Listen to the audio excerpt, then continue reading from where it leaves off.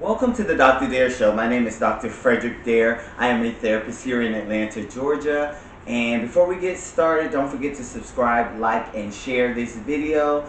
And today's topic, we're going to be talking about stress. Yes, stress, and it impacts us all. And so the topic is, are your friends, family, social media, work, life stressing you out? And I want to provide some tips or some coping mechanisms to help you combat stress, right? And so what brought me to this topic was there was this young lady named Diana Elliot. She lives here in Atlanta, and she was feeling overwhelmed. She had 4 kids, one who has Down syndrome and is special needs, and she just felt like she couldn't take it anymore or take care of him anymore, so she dropped him off at Grady Hospital here in Atlanta. And at first everybody was like, who is this child, and what mother could just drop this person off, drop their child off at a hospital? But then when they read the story, and when they found out who it was, because she didn't leave her name or any information on the child, she got arrested and was, what I think they said, she was charged with child cruelty, right? But then mothers of Down syndrome children started to support her in the courtroom. They actually came to her first court hearing to support her because they understood the pressure and the stress of raising a special needs child. And so, not saying that her actions were correct or right. We just wanted to have compassion because we all get stressed, and I've never been in this situation. I don't have any kids, so I can't even judge on that situation. But I wanted to talk about stress. And so stress, first I want to give you the definition of stress. The definition of stress is the physical and mental response to a stressor. Okay? And so what a stressor is, and that's STRESSOR, is a stressful event or situation. And we all have experienced some stress.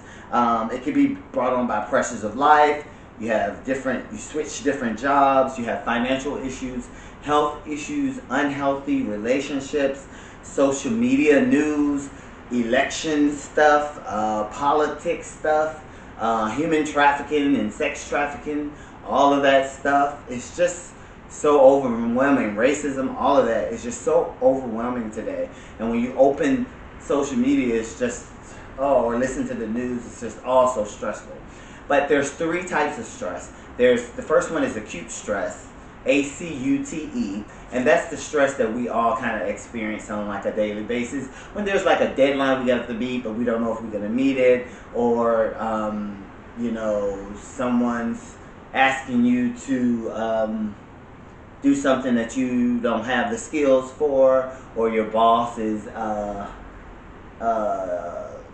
monitoring you all day. Those type of things bring on stress. Or your husband's cheating, or your wife's cheating, or you're not having a good relationship. All of those things bring on that acute stress. Usually those things don't last that long. Acute stress is just kind of momentarily, and then it kind of goes away.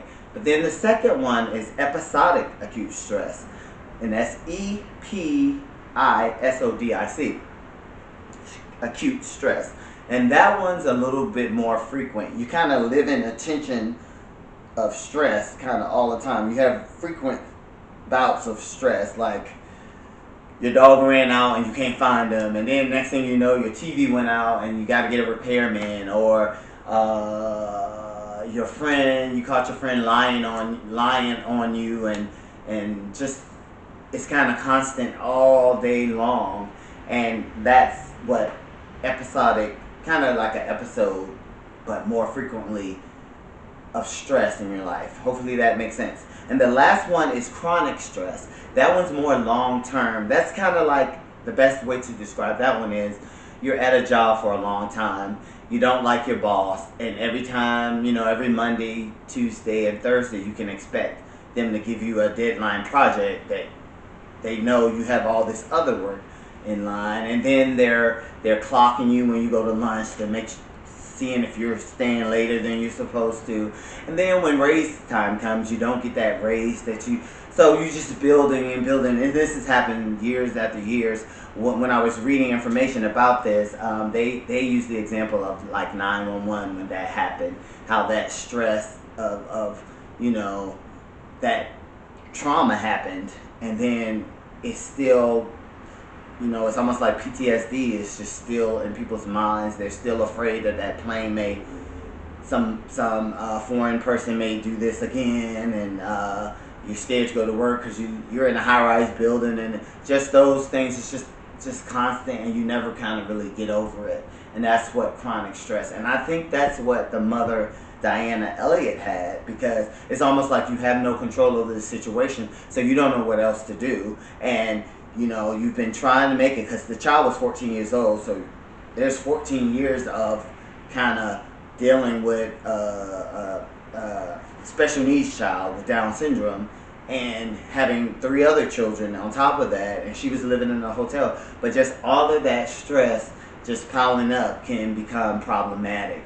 And so my thing is, I'm always going to say this: if you're having chronic stress, or even episodic acute stress, you probably want to see a therapist. Go talk to somebody, talk it out. That's going to be my first tip always, because this video is just for information purposes, right? And so here's a few coping skills. Take care of yourself. Kind of eat healthy, you know, work out. I know when I work out, it's a mood enhancer, and if I'm stressed about something, by the time I finish working out, that stress is gone, right? So exercise. People think exercise is just to get skinny. No, it's for mental health, and it's for physical health.